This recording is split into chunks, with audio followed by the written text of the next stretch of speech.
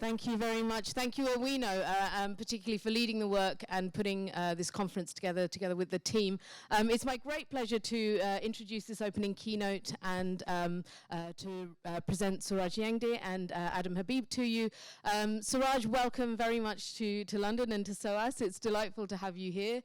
For those of you that have not yet heard of Suraj, of course, everybody will soon know him to be the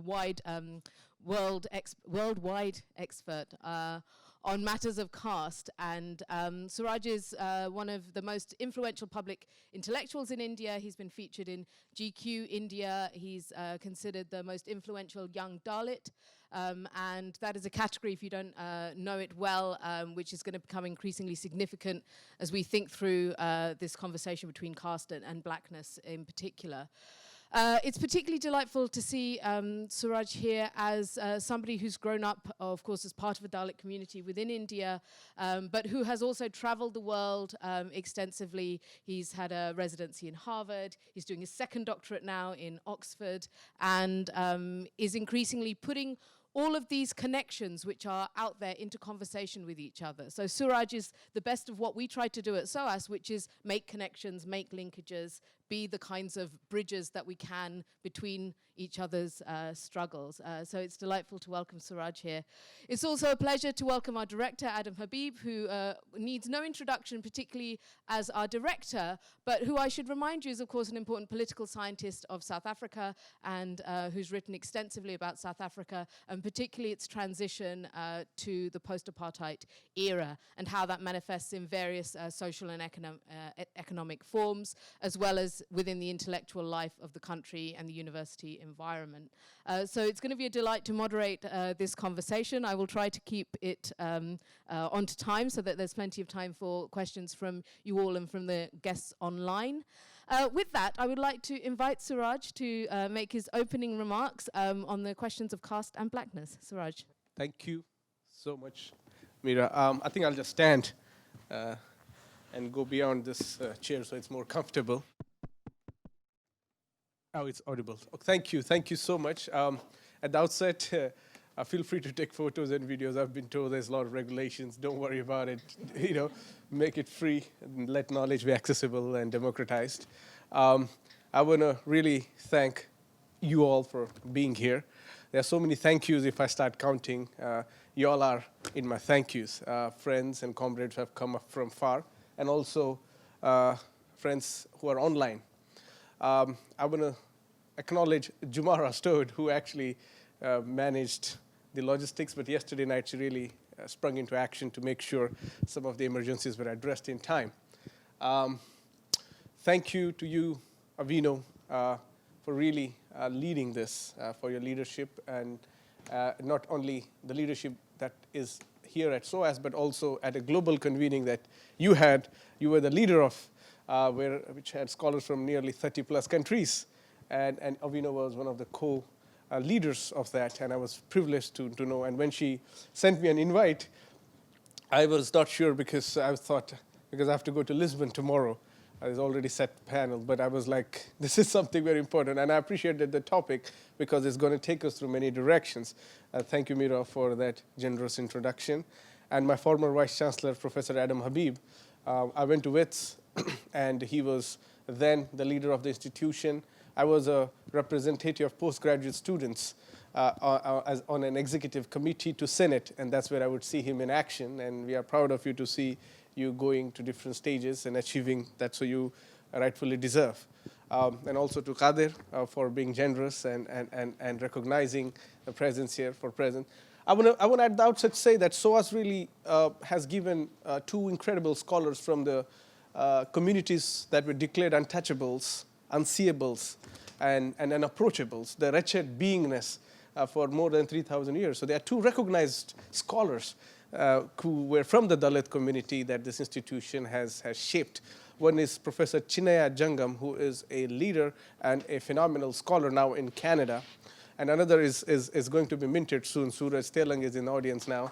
Let's give it up for Suraj and as well as for Chinaya for this incredible work they do.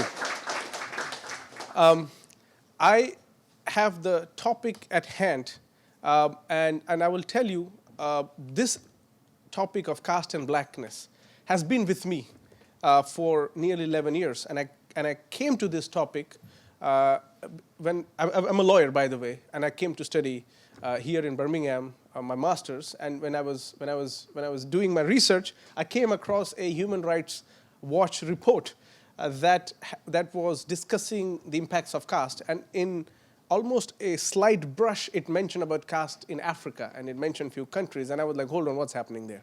And that kind of took my interest to really understand the impacts of caste beyond the way we usually understand within the Indic, Hindu, South Asian geographical contexts. And that's why I went to WITS. But WITS had, at the CISA then, the project was not really, they were not prepared. The Indian government was sponsoring, and of course, they would not support a project that will investigate castes among, it would have been, if you think about it, in their own benefit. And so I had to go to Harvard about 6 years to do this research that I am doing now. So that's the kind of a mini story, but I got an incredible supervisor there, Dilip Menon, who really, and I did my research on labor and migration, which I don't know what's happening with, because that was never part of interest in the first place. Caste and blackness can be approached through 4 dimensions. A caste in blackness, caste among blackness, caste athwart or in relation to blackness, and caste as a separate form that could exist from the blackness. And now here what I really mean is when caste as an epistemological entity, could it support or help us advance the understanding of blackness? Or blackness, the way it is constructed, can we identify the caste dimensions within it? Or the way caste is informing its existence, can it also supplement our composite understanding of blackness? Or independently, blackness might just exist on its own, where caste might just be also a separate entity. So we have these 4 hypotheses in front of us. And in this talk, what we'll do is 3.5 pointers. The half pointer is I will try to explain what caste is the way I have come to understand. The second, we'll talk about blackness, a brief history, especially in the Enlightenment era. And then we'll brush, since we are at SOAS, on colonization. And then we'll come to talk about, because blackness through the 18th century annals is mostly understood as a color and location-based identity. So we'll try to understand caste among African communities in some of this. What I mean by caste in its essence is caste is a graded organization operating as a base to influence and recognize hierarchy in a society.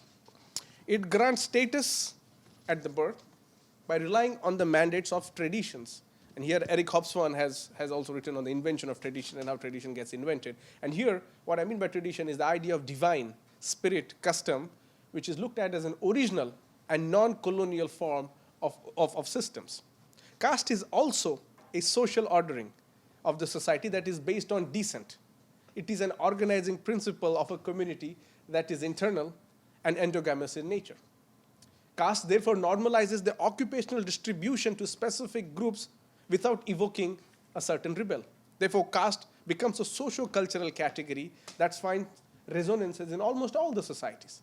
The distribution of resources based on one's birth and not on the merit of one's capacity gets augmented, especially in present era, in a market-centered neoliberal economy. So what one carries as one's name in the society becomes a marker for declaring one's caste status. And here it could follow in any sociological formations of a society. And briefly, to give you a few subsets of what caste really means, what I was saying so far is, it's an inheritance-based social rank. There is a distinction between purity and pollution. It's an endogamous entity. It grants occupational ranking in a society. It's hierarchical. There is a stigma and shame attached to a caste, but as well as pride on the other side. There is, as a result of maintenance of caste, there is a communal ostracization and social boycott. The idea of inferiority and superiority is granted based on birth. And as a result, there is an ignorance from the government and society to deal with this head-on. There is also justification offered for the existence of the system, and we'll see that, especially through Cheikh Anta Diop's intervention of how we understood caste. It's also used at times in reference or in lieu of racial theory. So now, having said that, blackness, almost in similar essence, is vast and expanding category. And so the question is, what cartography, what location, and what theory shall we use to really understand the conduits of blackness? Now for that, let's go to France, King Louis XIV. 1714 is the year where Bordeaux Academy of Sciences gets the patent from the monarch. And Bordeaux Royal Academy of Sciences is an interesting space because it is inviting yearly contribution of essays to discuss various topics of importance. Now, Bordeaux, we know, was a center of imperial French mobility. It was not only a slave-holding entity, but also there was much of an economy that was passing through. As a result, by the 18th century itself, there were many dark-skinned people and creolized folks present in the Bordeaux demography. 1741, Bordeaux Royal Academy of Sciences decides to throw an essay competition. And this essay topic is, why are people black? I will mention the exact title. What was the physical cause of the Negro's color in the quality of his hair and the denigration of the both? What simply meant is, let's find out the cause of why a person is black. As a result of this inquiry, there was a preceding information where Bible had already justified that men were created white. So there was an interest and investigation to find out the otherized blackness. And so anatomist Dr. Pierre Barrere, and by the way, Skip Gates and Andrew Curran just published a book on this letters. It's an interesting, on these essays. And in 1741, Dr. Pierre, I don't know the last name, it's difficult to pronounce the French name, Barrere, wrote and seeks to identify the classes of people based on bone, blood, bile, body, and hair. So these are the 5 components they are utilizing to investigate. And so according to Pierre's finding, he found that, and I quote him, the bile of Negro is always black as ink. And he further goes on to say, Negro bile naturally secretes itself upon the epidermis in a quantity sufficient to impregnate it with the dark color for which it is so remarkable. Now, when anatomists, and anatomy of that era was a science, people were cutting bodies and finding, and this was really a profane work. And so really an authority on his own right explained the idea of blackness. Later, in 1772, it came down to empire, the question of British Empire and what to do with blackness, because blackness right now was immediately equated with the idea of slavery. Should we have justifications to slavery? And a former enslaver, Edward Long, who was in Jamaica, came back and picked up on his theory to really go deep to define blackness as a quantifying methodology to retain slavery. Slavery then became a model to regulate what we see the economy of Europe. Now, some of these findings were eventually picked up by various disciplines. Religion, the theological studies, picked up the findings of what a constitution of a color, blackness, or race is. In addition to that, philosophy of that time also picked up. David Hume is probably one of the recognizable names who really picks up on this. Although Comte de Buffon, a scholar from the French region, had contradicted these findings. He said this is because of the temperature, and this was probably one of the most heterodox response to otherwise naturalized inferiority granted to blackness. Now, as a result of this, by the 18th century, racialized science became formalized. And when racialized science became formalized, European as a white character became higher, and African as a black character became lowest. So the idea was that one has to approach and appeal to the European and go down to and not to denigrate oneself to the black skin.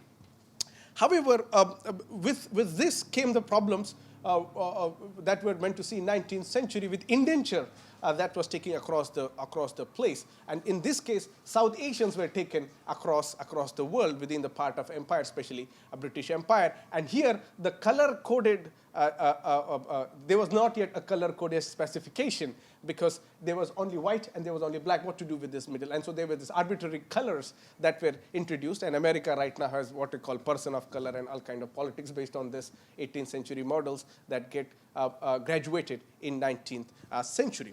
So now what we have in today's understanding of blackness is, should we, or what to do with other bearings that could perhaps help us uplift the discourse around blackness and its endurance. The question that I'm personally interested in is this liberating? Is it or is it not? And so blackness was also explored by Africana philosophy.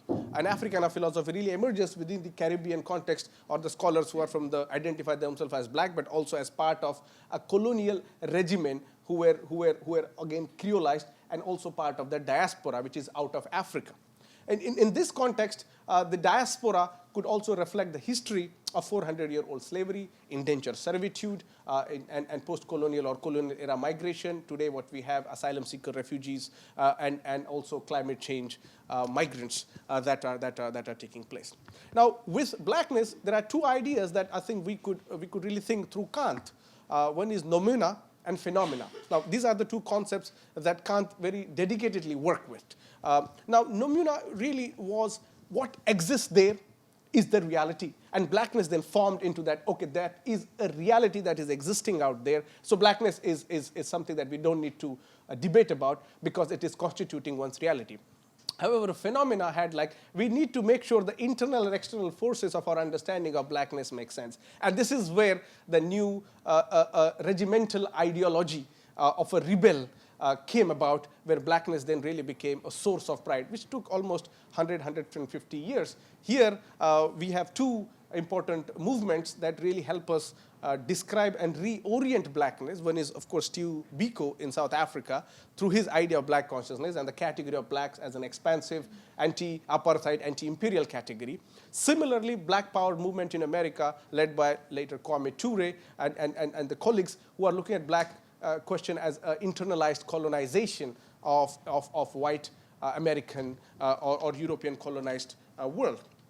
So within this, the question arises, what do we do with the caste analysis of blackness?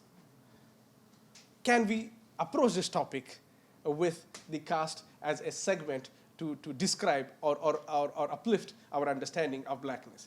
And I think it is an important intervention to get better grips on social and political economy of the constructed blackness that we have, because caste brings to bear witness the internalized hierarchies that often do not get recognized under the palpable European domination. And here again, by adding caste, what I'm arguing is we need to also subordinate the European domination in the construction of self-identity. And of course, one might argue that caste is also European construction identity, which of course can be criticized, can be responded or retorted in its own by arguing for the unoriginal form of colonial metaphor, which is of course the idea of blackness and here idea of casteness. And so caste is perhaps the possible link to really get away from the modern logos of how we approach humanity and really looking at the original and historical conventions that describe our current experiences. And so the question is, what kind of social map do we need so that we engage with the postmodern ideals of political geography and representation? I think this is an important idea within the postcolonial framework. And so when we look at postcolonial idea, we have to also see at the competing and complicating process of colonizations. People are argued, and Minialo keeps on talking about coloniality, decoloniality, the idea of colonization, but also we need to be sensitive to the term itself, where colonization could be a metaphor, but also it's an entry point, which can be used to deduce the impact of colonization on people's history, but also people's understanding of themselves, the remaking of the identity of self that the colonial process brings. So what we make of colonization as an experiment of taking over nation states and justifying the extraction of the resources and people's surplus in the grammar of internationalism, blackness, and caste solidarity. So the way I understand is there are three possibilities that the conceptual understanding of colonization brings us. The first is, of course, it's invasion through war and replacing the culture. Second is restructuring of society. And the third is habituating the foreign rule as if it's a normal presence through linking native ruling class of the colonizer. So colonization here really had many garrisons. They were, of course, operated from the metropole, in case London and other imperial capitals, but they also had various garrisons in the colonies. And within the South Asian context, caste was that garrison that was operating to supplement the metropole understanding of themselves as well. And you know, we have theories of, and we know how colonies inspired the metropole, and we have this question of back and forth. However, what I'm concerned is with the Fanonian question of sociogeny. What to do with the quality of the societal markers that also Fanon talked about, the new caste nations. And Fanon is really intervening in this idea of postcolonial radicalism through identifying the native elite who is responsible for extending some part of colonization, but also then hanging on to the benefits of postcolonial nationhood. And he really identified them as the nation castes. And so what to do with the legal apparatus that justifies the existence of caste within the societies. And here the legalism is very much a form of harmonizing colonial rule as a settled abstraction. The legal jurisprudence has worked to settle the abstractions of many colonizations by really making a formal entity. And of course, Queen's Proclamation was one of those proclamations that would come that would eventually settle the formalization of colonial process. Now, what to do in this case if legalisms are operating to define and defy certain forms of rejections that are coming from the colonies? What is the quality of the people who are lower, working class, oppressed historically, pre-colonial, during colonial, and post-colonial times?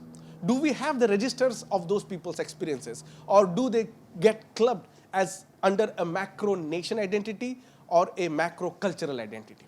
I am concerned with the quality of the person who are micro minorities. What Pankaj Alula, a scholar who studied Ethiopian caste, identified as marginalized minorities of marginalized. And therefore, within this acquisition, I look at the geographies of Africa.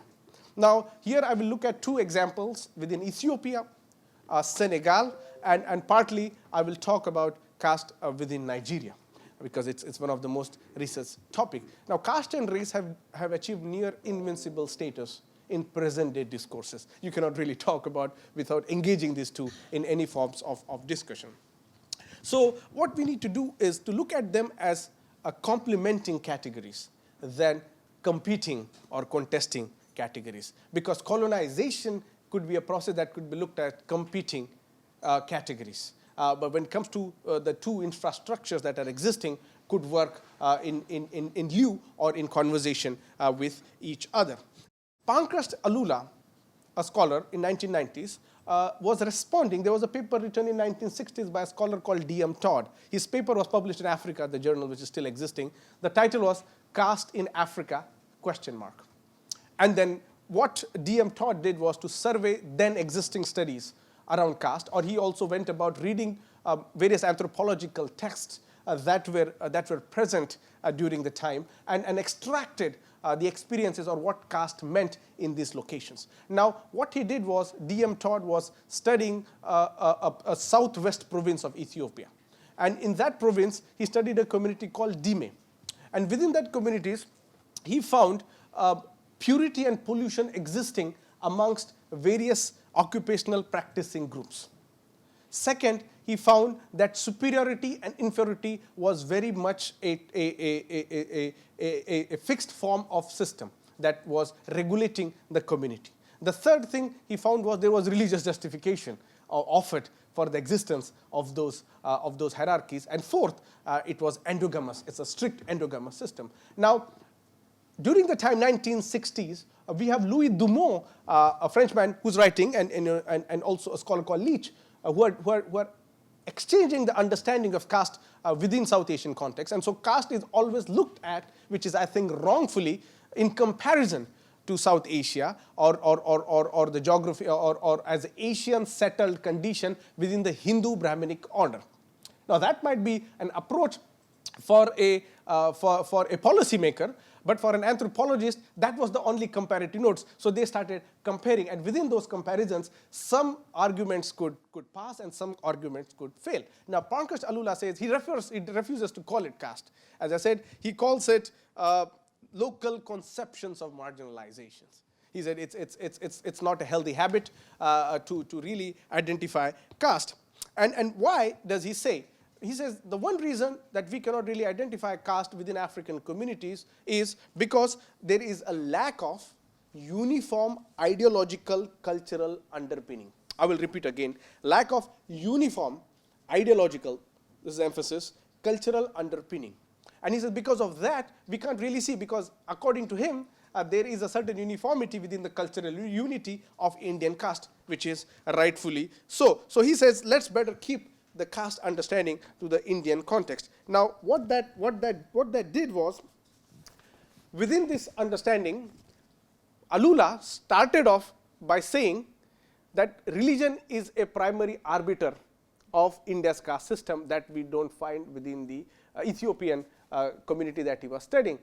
However, he says in the beginning of his essay, if you remove the idea of religion, then you can replicate the way we understand India's caste system to the caste system that are existing in Ethiopia. However, I think by the time he's reaching conclusion, he disagrees with his own introduction by way of working through this metaphors. Now, the second from west to going from east going to the west part of Africa in Senegal. Now, Senegal also had its unique form of caste system. It still has, which is known for its own unique occurrences. And today, still, it is very much a institution that is occupational in hierarchy, but also that has a permanent endogamy passed as a social law. And here I would like to refer to a professor at Cheikh Anta Diop University, Penda Mbao. Penda Mbao is somebody who belongs to blacksmith, the lower caste communities. She was a minister and also advisor to the president of India, president of Senegal. However, she could not marry her partner for 40 years because there was a different caste distinction. She could only marry, and she married a few years ago. And when she married, it was a whole celebration that this is what we have come to decide, that caste has been overcome. Senegal press, of course, supported that move. And so the idea, if anybody marries or intermixes within the Senegalese caste, where they call, if a child is born out of intercaste couple, they are called, my accent, forgive me, but I'll translate also, it's called Gir Ben Tank, which means only having one foot. The child was born out of this intermix of different castes. And more of the time, due to the social ostracization, there were many suicides that were taking place of the time.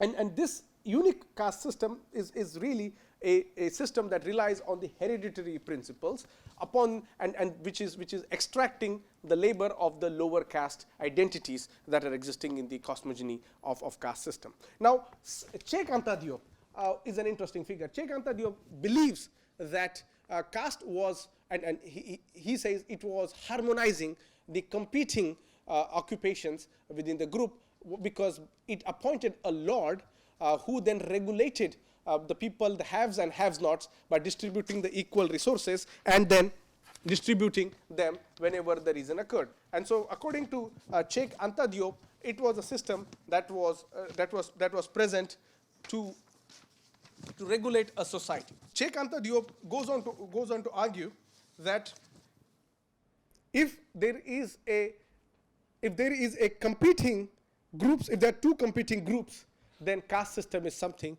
that is harmonizing the potential violence that is occurring within these communities. He wrote this in his Pre-Colonial Africa, which is really an important citation to understanding. And very few scholars then really engaged with this question of caste within the African communities. Now, if you look at Nigeria, for example, 3.5 million people were enslaved, were taken from the Nigerian geography. Now, the question is, what castes were these slaves?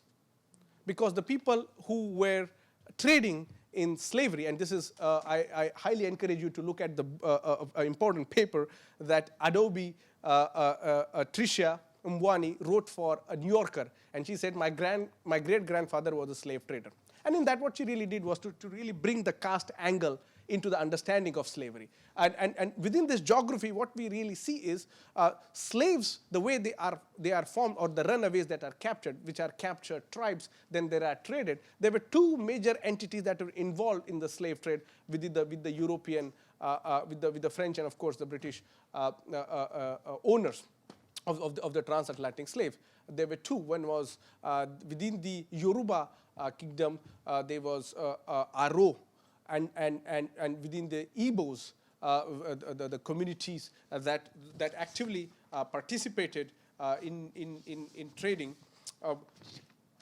And within these two groups, there was always what is said was a competition about capturing one slave, capturing the number of slaves, and whenever there was a distraught, there was something that was working. Now, within the Igbo society, there are many caste groups that exist, and two main outcast groups, Osu and Ohu, remained the outcast, and these were the religiously penalized groups within the geographies of Igbo shrines, and they were outcasted. They were sent to the shrines, and they were utilized for slaughter and massacre.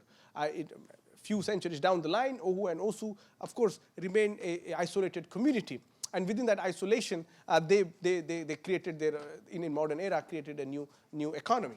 Now, if you look at the system of Osu system, it is basically an hereditary system which has limited relation and association with the non-Osu society. And in this, they identify the Diala society, the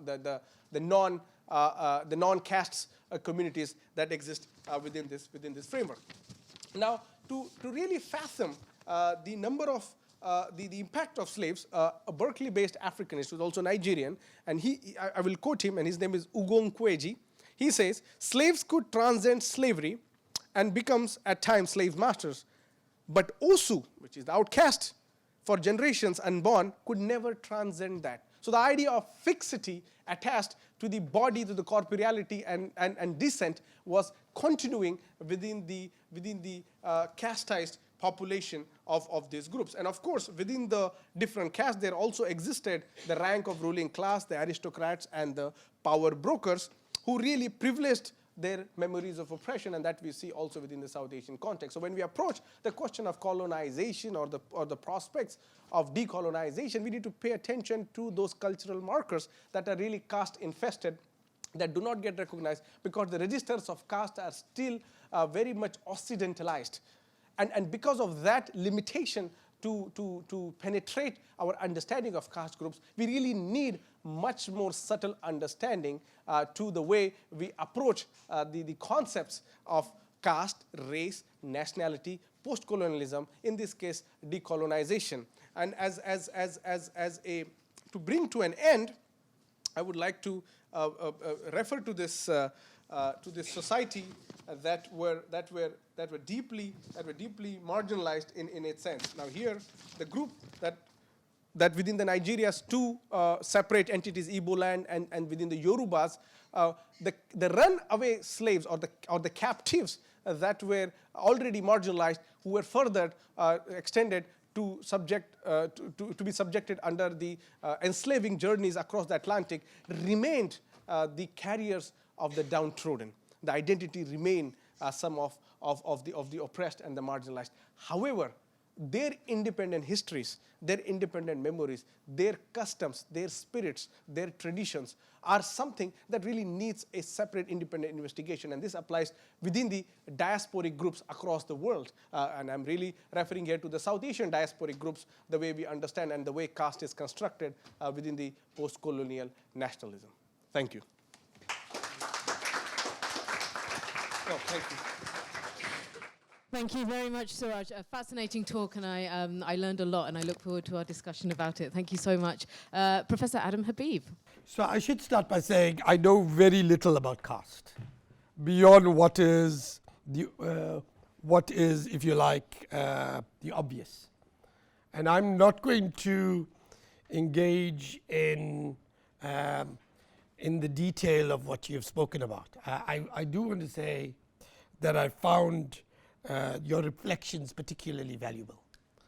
And if I understand the central lessons of what you're saying, which I think are powerful, is that if you want to truly think through the issue of, well, firstly what you're saying is that there are hereditary based distinctions in African society. They may not carry the word caste, they may carry the word, other words, but they exist and they have defined and enabled the colonial experience in different ways. That's the first thing that I see. The second thing that you're powerfully putting forward is that when we look at all identities, whether it's blackness, whether it's other forms of identities, there is a value in looking at the micro mechanics of that, if you like. Because a category exists as a homogeneous entity only from the outside. Once you get within, there are all kinds of stratifications that play themselves out, sometimes hereditary, sometimes not. And that I think if you do look in the Zulu kingdom, for instance, the notion of Zulu identities has all kinds of stratifications that are worth bearing in mind.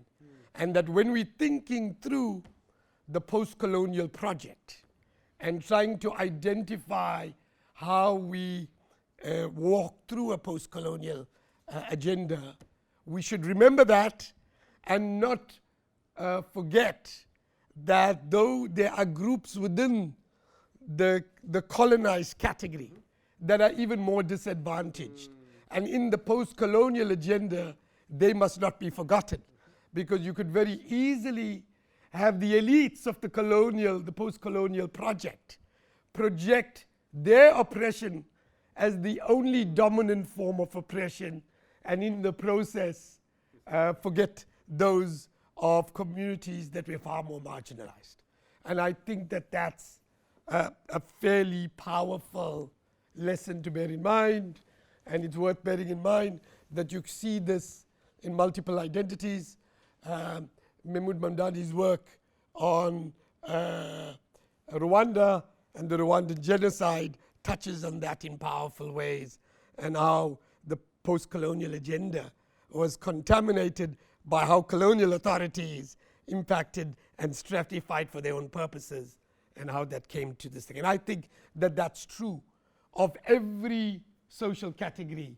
The word Indian may sound homogeneous from the outside. Once you get within it, it's far more stratified.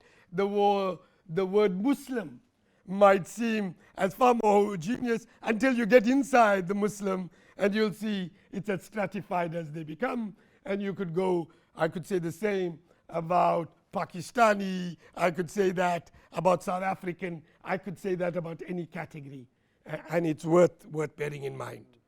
So that's the first substantive thing, and I found your abstraction of caste and its application to Africa, I think, a powerful reflection for thinking through the post-colonial project. So thank you very, very much. Having said of all of that, I want to shift the direction.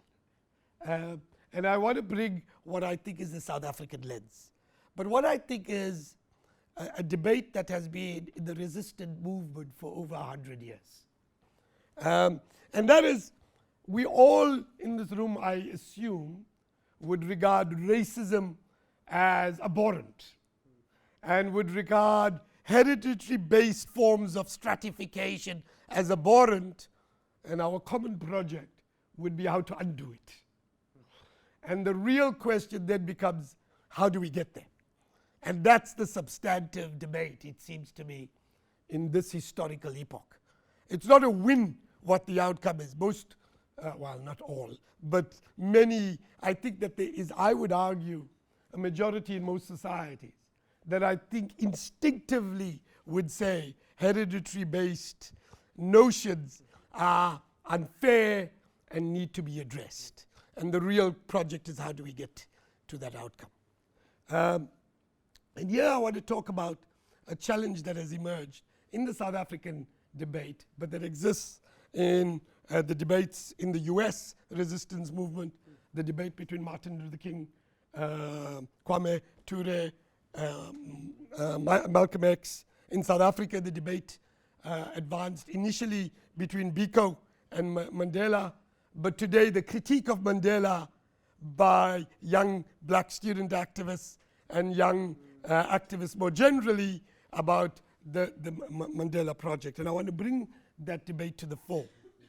And that debate, it seems to me that the real, and I think that in this debate, which is largely emotional, the real value of Mandela and perhaps even Martin Luther King's thought processes has been not sufficiently thought through, and their value has not been sufficiently thought through. The genius of Mandela, it seems to me, and then Martin Luther King and hundreds of others, is that they recognize that if you want to sustainably transform a society, you not only have to engage in mobilization and organize the oppressed, but that you have to unravel the social base of the oppressor. That unless you win the battle on the military field, which is very rare, what you've got to do is take away the base, the legitimacy of the oppressing class. And in South Africa, what that meant is you had to take away the legitimacy of the apartheid state by shifting white people who supported apartheid away from the apartheid project. Now, and I think Martin Luther King speaks about a similar kind of agenda. Now, it doesn't mean like it can happen on its own, because it's fundamentally based in part on social mobilization. You have to frighten people to kind of make the outcome that the apartheid project is not possible. But people fight to the end if they fear that an alternative project is not feasible. And Mandela, in many ways, understood that and basically was able to create a vision that says it's not a zero-sum game. And the real genius of it is, I mean, it's a strategy that in many ways worked, but it's a strategy that is also has its weaknesses. Because as much as you win over those people, there's a risk that you make so many compromises that you, in the process, consolidate the very structural inequalities you inherit. And the critique of Mandela from young activists today is precisely that you went too far. And so the debate for me is not that the Mandela strategy, the winning over, is not required, but where are the reforms that are legitimate and where are the reforms that are illegitimate? And I ask this question because I come to the UK, and my interactions in the US suggest that this is precisely the debate that is missing. So if I understand the conundrum of the Democratic Party in the US or the conundrum of the Labour Party in the UK, it's how do you advance the interests of minority communities? How do you weave a message that brings and aligns the interests of minority communities with those of the white working class? Because if you abandon the white working class, you just allow the right wing to mobilize them on an alternative cultural agenda, which is what we've seen. And so the real trick is, how do you unravel race? How do you unravel caste? How do you unravel all forms of discrimination? By thinking through an agenda that creates a majoritarian project that everybody has a future.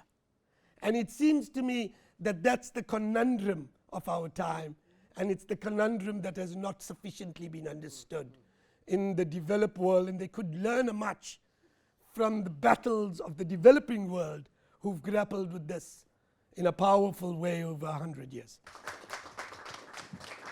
Thank you very much, Adam. I've now got the opportunity to just introduce a sort of conversation between Suraj and Adam, and I'll try to resist the urge to get involved heavily myself. But I think this brings up a really interesting question.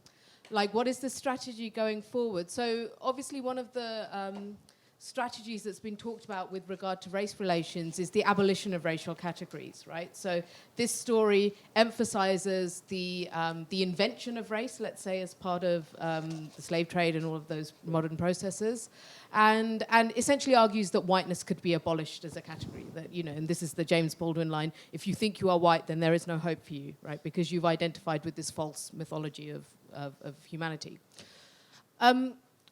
How does that resonate with the situation on caste? And do you think that there could be or would be either a constituency or an intellectual possibility to really abolish caste in India? And is that what, say, Dalit activists are talking about? I think this is a very, very powerful question that you posed. What are we trying to abolish and eventually annihilate or exterminate, right? Is it the experience? Is it the category? Or is it the identity that is created? And I think more often in today's era, it is the identity that one is advocating for. And I think it's a very genocidal project because people are holding on to identities, and one cannot really, for good or worse. And as Professor Habib was talking about, really, I like the phrase that he's saying, the kind of debasing the social base of oppressor, right? But the question is, the oppressor in this case is claiming victimhood in the post-colonial framework. Now that's the problem.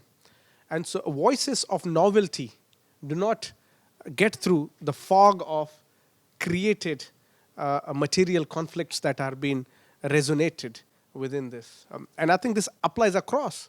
For example, I mean, you know, we could talk about each country, but also Latin America, for example. That geography is also very much hierarchicized, and it's an Iberian experience as far as we can see.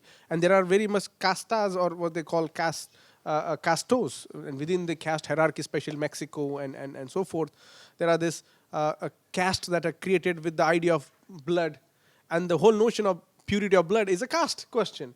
But then, you know, it eventually, and by the way, in America, up until 1940s, caste was very much central to the debate of understanding the politics of American social demography.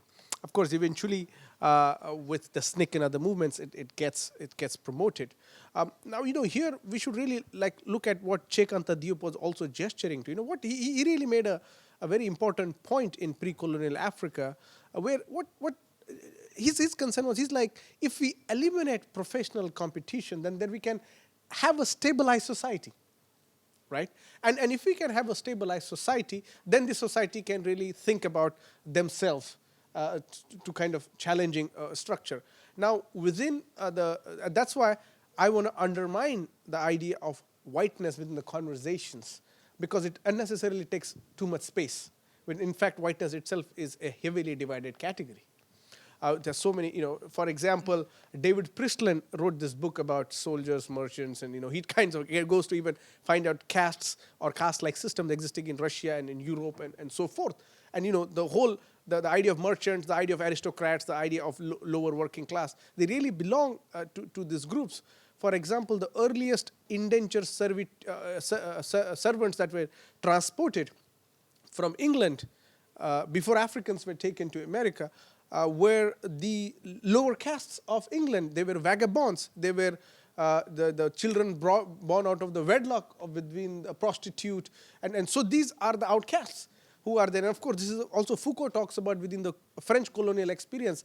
The petty bourgeois is tormenting the lower caste, who are basically the peasants, who then go about colonizing and participating in this business. And so I think if we have to really eliminate, we really need to engage with categories not as redundant or reductive, but at something that are formative. They have really formed something. And I think this will take a serious retelling of stories. Academic engagements, projects really need to go about those conversations, because here this moral shame, because Sheikh Anta Diop talks about it. He's like, if somebody is maintaining caste, you will lose the face of it. So he says it's very difficult to maintain. And then he says, of course, but then he says, religion also grants there a caste status. There is also society. There is also purity, impurity existing. There is also idea of occupation-based recognitions. And these are existing in each society, if you look at. Do you know what I mean?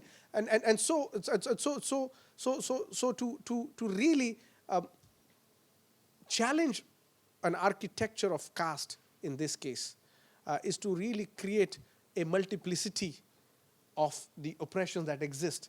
It cannot be a unified one kind of negated identity. It is Brahminism, but also within it there are existing forms of capitalism, the newer forms of tribalizations that exists. And I think that's the kind of response. Yeah. Great, thank you. Adam, do you need this microphone? Or, what I would like to ask you to reflect a little bit, just following in on this thread about abolition. To what extent did post-apartheid South Africa manage to reduce the salience of racial markers or reduce race as a category at all, or has it been reinforced in various ways? So I think that's a useful question. Just for the factual thing in South Africa, we've actually kept the categories and in many ways tied rights to them in different ways and benefits to them, financial and other. And that's in some senses consolidated it. And there is a body of opinion amongst the left that argues for its abandonment completely, that we should abandon those racial categorizations. And I would argue that that's not feasible nor strategic at this set. Because in a society where where for decades, for centuries, affirmation and frankly resources went to on the basis of that definition, when you're trying to unravel it, you're going to have to have some mechanism to determine success. The question is, how do you manage those identities in an inclusive manner as opposed to an exclusivist way? And that becomes, how do you don't redefine, don't give it more ammunition than it does, and how do you do it in a economically magnanimous way? And that's the first question that I wanted to this thing. And I think that's the real thing that is worth saying. I want to say something else related to what you came to. We talk about identity and identity being a construct that all of us touch. But what we're not watching is how some identities are emerging and other identities are receding. So white identity in South Africa has fundamentally changed to apartheid. In apartheid, white identity was Afrikaner and English as distinct categorizations. In post-apartheid, that categorization has eroded in favor of a more generic white. But that's happened in other places.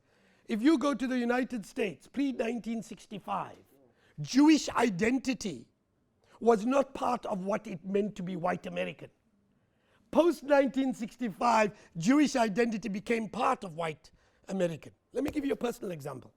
When I was in South Africa, I got married in the last years of apartheid. I came from a Muslim middle-class background, person of Asian descent, South African, born there 4 generations.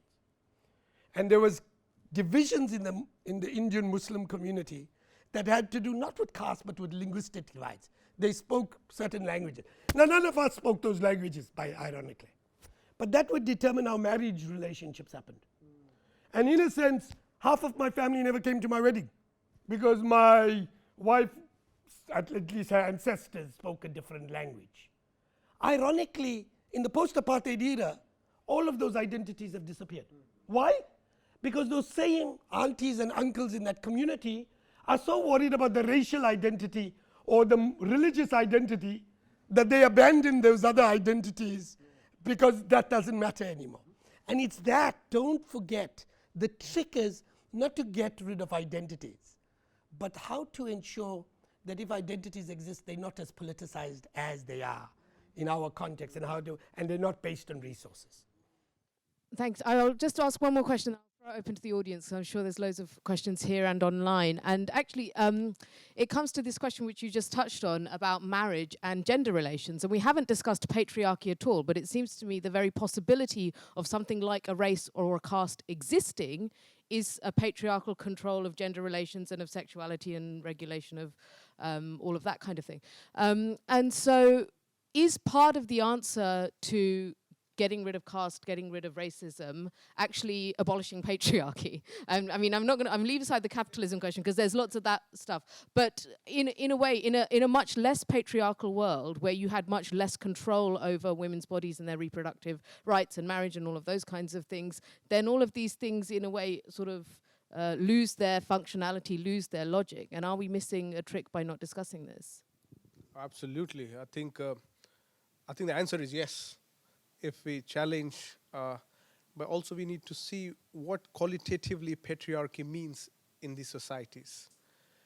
And if we investigate patriarchy as a absolute control of women or receding her status to a subordinate and not having right of her own body, that's basically an element of caste. That's what it is. It's preserving. Purity, pollution is basically coming from there. Descent is basically a woman's womb is the sin womb. If you talk about hereditary, so it's the central actor here is woman. And so when we bring caste lens, we also bring class and gender as bearing witness to the question of the system of discrimination. And I agree with you. And in fact, the nuisance that caste create was to grant especially in this case, a Brahmin woman, a status subordinate, but higher than everyone else within the caste. And I think that's why the proposition of patriarchy has not really made the woman who is subject of patriarchy yet benefiting out of the system of caste, who is complicit in this, being participant into this. And I think that remains a big problem. If a Brahmin woman benefiting from caste can talk about patriarchy, that's basically granting her further status, job, applications in today's era and stuff like that. But a Brahmin woman receding her status as a Brahmin and then think about her formations within patriarchy, then I think that's a qualitatively, do you know what I mean? Yes. And I think that's what really will inform us, the logo of caste and patriarchy. Thank you. Adam, and then we'll go to the audience. I would say, I would agree with all of that. Yeah. This is why I think that the real Roe versus Wade's reversal is such a serious thing. It is not just a narrow thing that's playing out in this thing. I think it has huge global consequences, and I think if you take into account the intersectionality of discriminations, it's going to have ripple effects.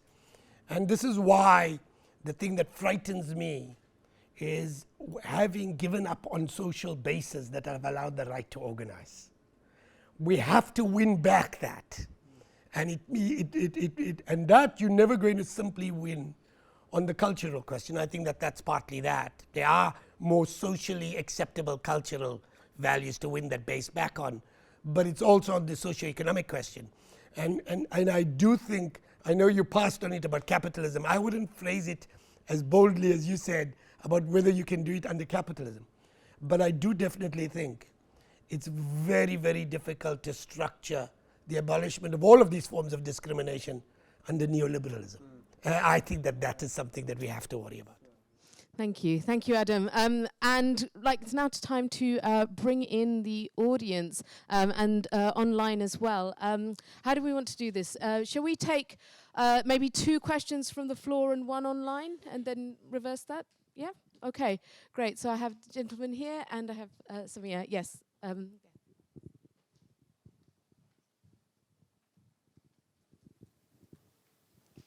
Hi, my name is Aditya. So going back to what Mr. Adam was saying about depoliticizing identities, I just wanted to ask, is it possible to depoliticize identities in terms of, for example, in terms of patriarchy, when we talk about certain biological inequalities that lie. So is it that's just an example. So is it actually possible to depoliticize identities based on resources? Because there is going to be inequality of resources historically, and it's going to exist throughout, right? I mean, question. Thank you so much, everybody, for such an interesting discussion. Okay, I have a question for you, Suraj, and also drawing on from what Adam said in terms of thinking about categories, identities, and strategies. And as a legal academic, and you said that you also have a legal background, I was thinking about what your thoughts were about the use of law. Right, the use of law in terms of both as a strategy. So I'm thinking about intersectionality, the Equality Act, 2010, and a lot of the mobilization that's gone around with both fighting for and against caste recognition. And secondly, following on from what Adam was talking about in terms of identity and the changing nature of identity, and here I'm thinking about transnational diasporic communities, what do you think about the role and the power of minority diasporic communities and how they're feeding into these wider debates and the huge contestations? And again, thinking about identity more in a global context, transnational context, rather than in that fixed, you're either British, you're Muslim, and what Adam was saying in terms of the changing identity and its relationship to class, right, and intersectionality, that many South Asian, Pakistani, Bangladeshi communities in this country are also hugely marginalized and come from the most poorest of communities. So anyway, thank you. I think we have to understand that identities were in a colonial experience were a demographic dividends, the way it were created. And for that it was more of a census based across the board, and census categories are some things. In today's time, in a neoliberal era, identities are furthering the project of neoliberalism in its very sense, because there is lack of resources. So we fundamentally reshape how and where to distribute these identities. And I'm sympathetic with the people who are minorities from the global south who are living global north, because of course they are facing this epistemic question of their survival, but also them being minoritized because there are cultures of hegemony existing in religious form or other forms. However, within that project, the experience of minority is also coming with the idea of being a uber superior.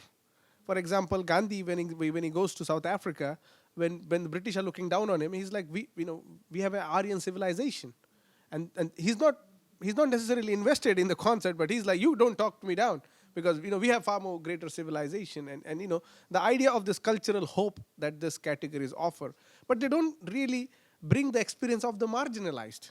Minority doesn't mean marginalization, and you can talk about any countries. I can talk about Indian minorities who have, especially the ones who come from a certain caste. They have never subordinated themselves. You can talk about the experience in East Africa, for example, within Southern African experiences.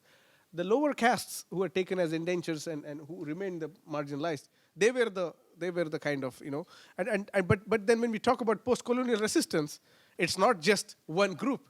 It's those multiple identities really contributing. In East Africa, Makhan Singh, the great labor organizer, becomes very important entity. Until then, the whole concept of identity is being, and the problem here is, caste really unites bigots, and that's what happened with the equality law.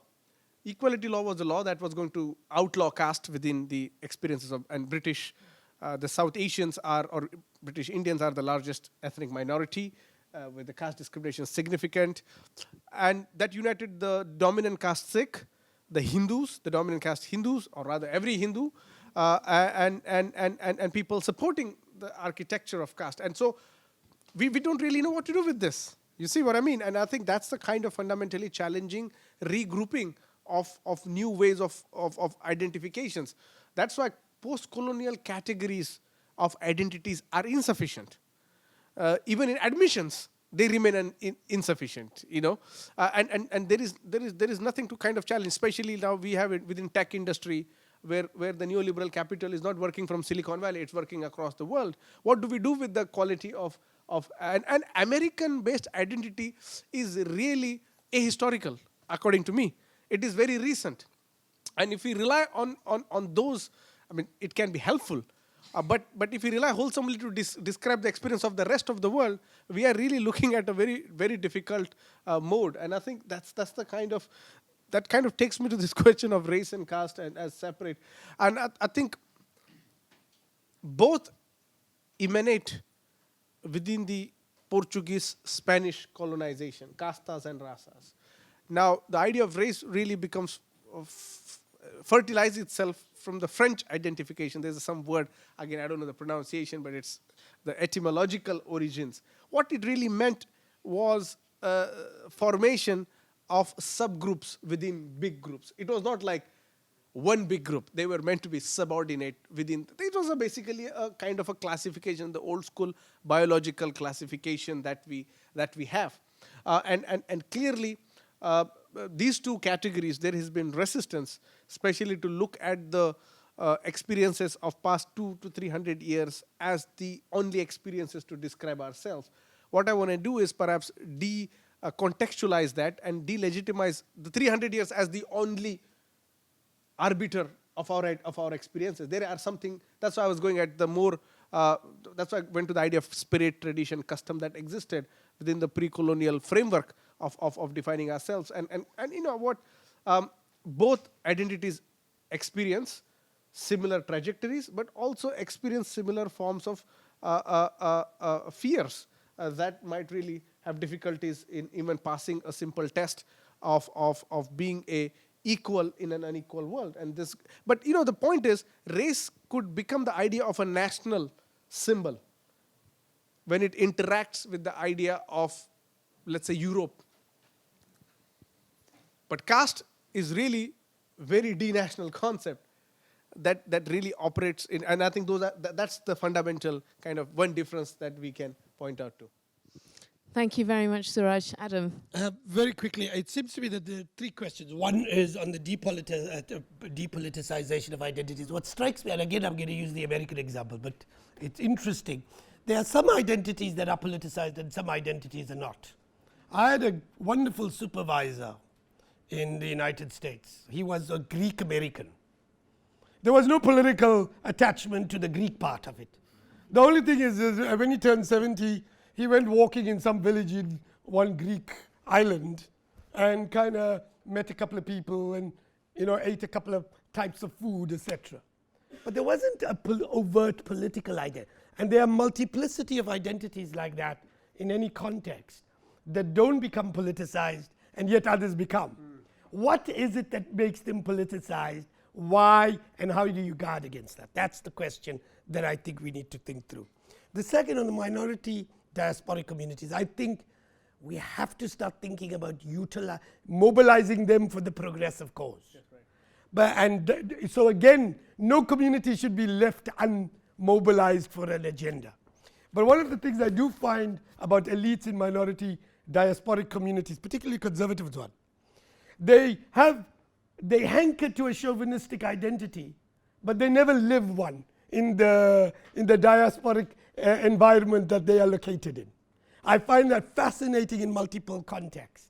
And it is interesting that plays out and how that contradiction is brought to the fore and enabled for a progressive cause is something that you did.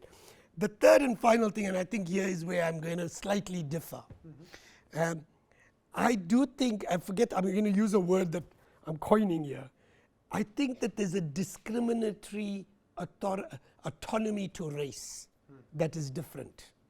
The question that I carry on asking is why in the United States were Jewish Americans brought as part of that project, and Irish Americans brought part of that project at different moments, and Italian Americans brought part of that project, but not African Americans or Black Americans?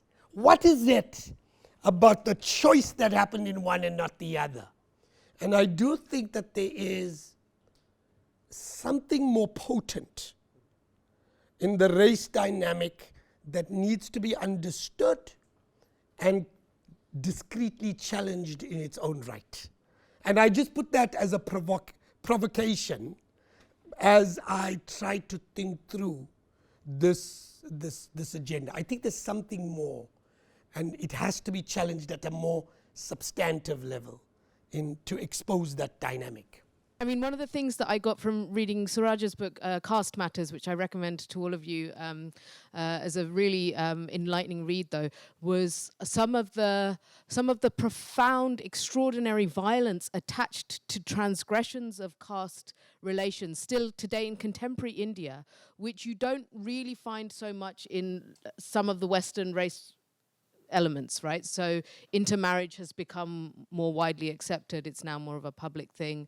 Whereas, you know, some of the really graphic stories that are in your work, I found quite shocking. And it made me wonder actually whether, yes, there is the issue that Adam talks about, the sort of mobility of different groups within whiteness, particularly within the US, but there is such an immobility, it seems to me, within Indian caste categories that they don't, you can't really assimilate them. Some differences might become more and less meaningful, but the possibility for fluidity, as you see with, you know, say the Conservative leadership election campaign now is not necessarily there.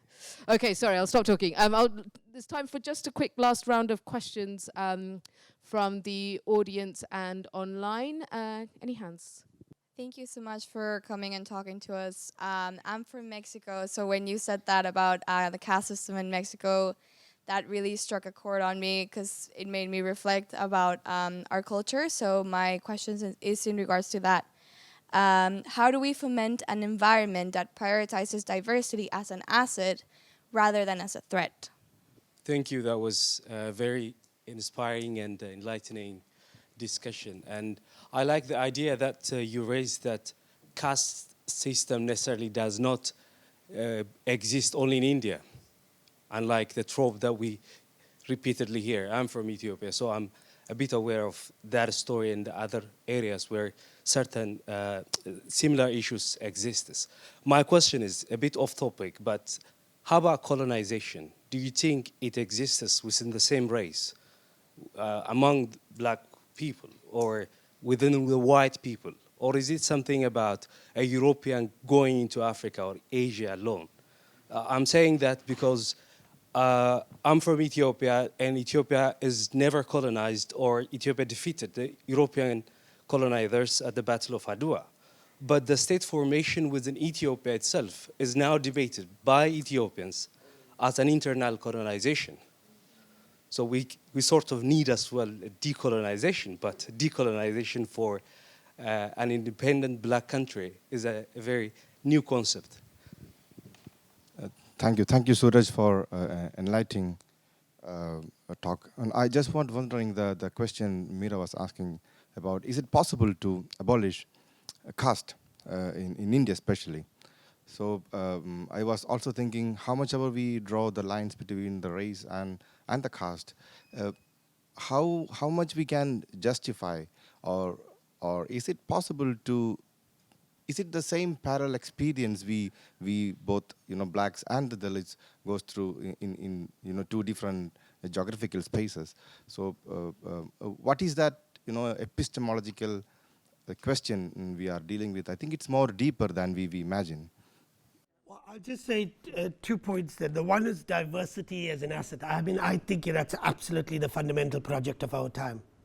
And, you know, however much, and this is why I refer to the US experiment. The US is an experiment in the making. The South African Constitution is an experiment in the making.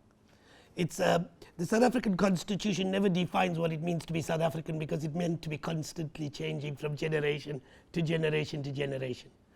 But if you're going to do that, you can't do it coming back to in an environment of economic scarcity, because the environment of economic scarcity allows you to start thinking about how do you justify certain resource distributions, and then you use whatever stratification for your own purposes. And so I think it's very difficult to think about that in neoliberal terms. And the second thing that I want to say is I am intrigued by the question that came from the colleague in Ethiopia.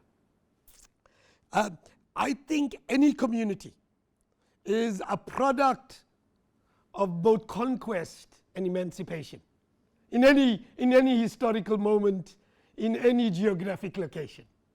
That's not the same thing as colonization. So I know of no community anywhere in any geography that hasn't landed up oppressing some people, conquering some people, and intermingling with others in some form or the other.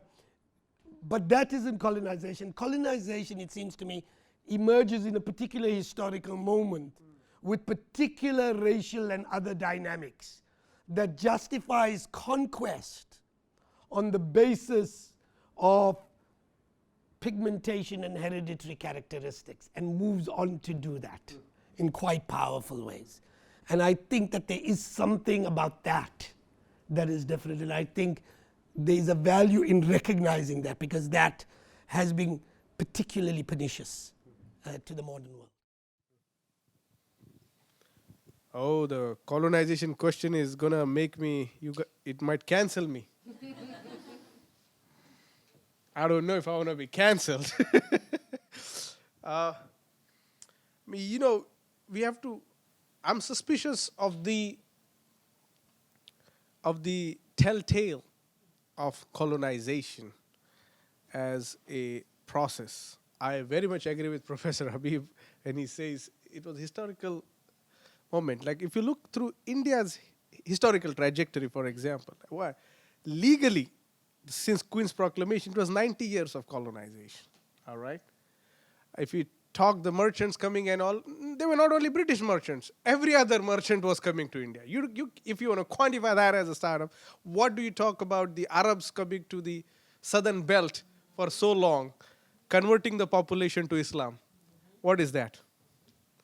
And if you go to much more history, there is another story of Aryan invasion to India, which has a record history of 4,000 millennia plus, that colonized natives imposed their form of colonization, which is known as caste system, created legal regimen, the legalism in its own, and that's where the whole question of subordination comes through. But if we prioritize, that's what I'm saying, the past 200, 300 years of history, then those debates might sound, what are you talking about? How can, and this is, Fanon is dealing with this. In the question of nationalism, that's his interest, is what's going to happen with the post-colony. Is it going to be the same fate that the former colonized is going to be the new colonizer? And I think that debate is taking place in many parts of the world. Now, if we look at the experience of an individual or a group as a national project, which is happening almost everywhere else in the world, because it becomes a national identity based. For example, some Indian patriot will feel talking to him down or her down is an insult to an entire 1.4 billion people, because that identity, the person has the privilege to use their identity as a representative of a nationality. Whereas many people who are localized and denationalized, they don't even have passports or certificates. My mother doesn't have, she doesn't even have birth certificate. She can't get a passport. So what about her identity and her experience? Does it inform or does it form part of 1.4? So the post-colonial elites, they prioritize their experiences. And of course, they benefited from colonization. There is no secret to that. The beneficiaries of colonization needs to be also held accountable if you look through my lens. Because for me, if the Ottomans are coming and colonizing India, that is still a colonization for me. My region was never ruled, the Hyderabad province, by British, by the way. It was ruled by a Nizam, who was of a Turk descent. How do I quantify my experience? I have no qualms with British. They never colonized me. There is no British emblem in my region. There is no British bridge or institution. They are not. It's a Nizam. So my critique will be more against Nizam colonization, but Nizam doesn't become colonized because Nizam becomes eventually identified with the non-white identity, which is very dangerous because Nizam's oppression is then not characterized as oppression, but he becomes a benevolent Muslim, a person who was trying to create a certain economy, which was bad, which was wrong. Surplus was always there as interest. So when I talk to my colleagues who are mostly left-oriented, inspired by Marx, and think about these questions, they cannot understand their position of being an oppressor because they can only get a foot, and social sciences is really responsible for that. They want to claim victimhood, and here it becomes privileged victimhood. And privileged victimhood really grants you an undue access to really lament about it. So Ethiopia becomes a nation, but Oromo and other people who are trying to raise the question of their independence really becomes a question of subnationalism. Because it's an intact. And so that's why what we need to really resonate this with is that colonization is a very complicated process. And decolonization is even more complicated. It cannot be just a fact that has had its impact. We have to also identify the people who are beneficiaries of colonization, but now want to claim a victimhood of the colonization. Just an example, just a quick example. Can I pose a question? Sorry. Yes. Because that's one way to say it. It's to say that the decolonization project involves all of the earlier colonizations that may have taken place. There's another way to say it. Decolonization is not the only liberatory project. It is one of a multiplicity of liberatory projects, some of which are transnational, patriarchy, the kinds of this thing, some of which are this thing. So there's another way to arrest it, to think through the resistance strategy. And that's what I would pose for you. No, in fact, that's my, so how do we undermine the idea of nation and give the idea of culture and groups a prominence? And that's been the question of, even the African liberation movement to think about how do we think about this? Because several tribal nations got together to form a certain nation. And the example I was giving was, I had a friend who went to Harvard. Her grandfather worked as a manager in one of the big minings. And her grandfather was responsible, she's a Brahmin, was responsible to smuggle, or rather give the information as a British subject, as a person working for the British Empire, to give directions on how to regulate new policies to control these defecting groups. These were lower caste people. And as a result, of course, they are benefiting and having all of access. But she still has a brown identity. She still has an identity as a former colonized person. That is really withdrawing the nakedness of the brutality that has been witnessed. So for me, I really approach the topic with looking at other multiplicities and not just this unified. And again, the people with post-colonial privileges need to identify themselves the way former colonized been invited to identify themselves as well.